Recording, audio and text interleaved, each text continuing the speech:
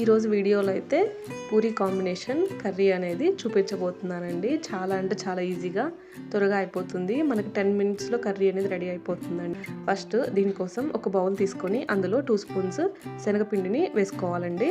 ఆ తర్వాత కొంచెంగా వాటర్ అనేది యాడ్ చేసుకుంటూ ఎట్లాంటి లంప్స్ అనేవి లేకుండా మనం పిండి అనేది మొత్తం కలిపేసుకోవాలి. ఆ తర్వాత పాన్ పెట్టేసుకుని అందులో కొంచెం ఆయిల్ వేసుకోవాలండి. ఆ తర్వాత మనకు సరిపడినంత తాలింపు గింజలు వేసేసుకొని తర్వాత అందులోనే కొంచెం కరివేపాకును కూడా వేసేసుకోవాలి.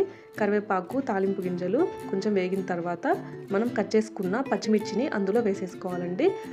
ఆ తర్వాత పొడవుగా సన్నగా కట్ చేసుకున్న ఆనియన్స్ని కూడా ఒక 2 ఆనియన్స్ని ఇలా వేసేసుకొని అవి మగ్గడానికి కొంచెం సాల్ట్ అనేది వేసేసుకోవాలండి. సాల్ట్ వేసేసుకొని ఆనియన్స్ని కాసేపు మగ్గించుకోవాలి.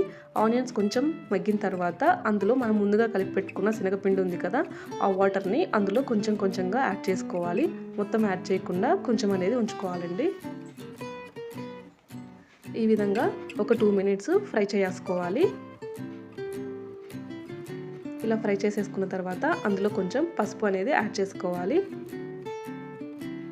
పసుపు వేసేసుకున్న తర్వాత మనకు శనగపిండి అనేది కొంచెం వేగిపోతుంది. ఆ తర్వాత మనకు ఆనియన్స్ మునిగే వరకు వాటర్ అనేది పోసేసుకుంటే సరిపోతుంది. ఈ విధంగా అయితే వాటర్ వేసేసుకోవాలండి. ఆ తర్వాత మనం ముందుగా కొంచెం కలిపేసి పక్కన పెట్టుకున్నాం కదా, ఆ శనగపిండి వాటర్ కూడా అందులోనే వేసేసుకొని బాగా కలిపేసుకోవాలి. ఈ విధంగా మనకు ఉడికిన తర్వాత మనం ముందుగా పొటాటో అనేది ఉడికించి పెట్టుకోవాలండి. బంగాళదుంపలు ఉడికించి పెట్టుకున్నదంతా అందులో వేసేసుకొని ఈ విధంగా అయితే మనం రెడీ చేసేసుకోవాలి. అంతే అండి, చిక్కబడిన తర్వాత ఆఫ్ చేసుకోవడమే. మనకి ఇది పూరీలోకి బెస్ట్ కాంబినేషన్ అండి. చాలా ఈజీగా అప్పటికప్పుడు మనకు ఏం చేయాలో తెలియనప్పుడు ఈ పూరీ కర్రీ అనేది కాంబినేషన్ చాలా బాగుంటుంది.